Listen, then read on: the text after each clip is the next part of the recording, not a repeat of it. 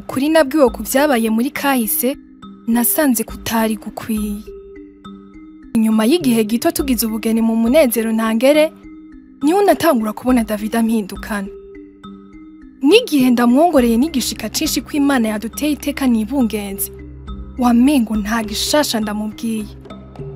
Umunsi umwe niko gushangashigwa ndamujana aho twakunda guteramira ku musenyi akindesha, maze ndamukurira inkoni ku gishitsi kubwo buzima bwananiye. Niko kumishuka kambwira ikibimutuma. Twamaze kugira ubugeni, hari umuntu yaje ambwira amabi yose abiwanyu bakoreye umuryango wacu ntarinzi. Ubu rero nta kindi ndakubonamwe, uva mu muryango w'abicanyi. Naguye mu gahundwe, ntangura kwibuka ivyo nyokuru yari yarambwiye ko nabo ari bo batwiciye. Tuca duhera aho twagirizanya, ndamubwira ko ari bo batwishe, nawe avuga ko nyabuna ari twe twabishe. Aha ishavu ryaturenze twese, niho numva Mariya yari iruhande yacu agira ati, bagenzi, aha nabumvirije kuva kera, ca numva nobacira agace. Burya ivyo mwabwiwe kuri kahise ntibibacanishemo. Hari ibintu usanga wabwiwe uku, mugenzi wawe yabibwiye ukundi. Iyo mugiye nago bikabacanishamo.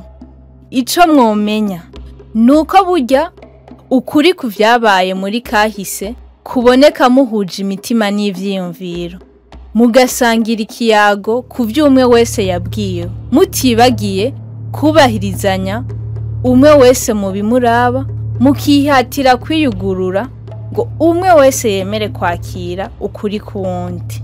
Erega burya amagume yabaye muri kahise abantu bose ntibayabayemwo kumwe, ari naco gituma mwokakira ico cose mufatanye mu nda, maze mugakomeza kuvomera urukundo, akaba ari nago muzoraga uwo mwibungenze. Burya nk'umubanyi w'imiryango yanyu ivyabaye narabibonye. Abantu bapfuye mu mpande zose nk'uko mwabibwiwe, ariko bazize amazi banyoye yahumanijwe n'igikoko cayapfiriyemo kiyasigamwe ubumara bubi.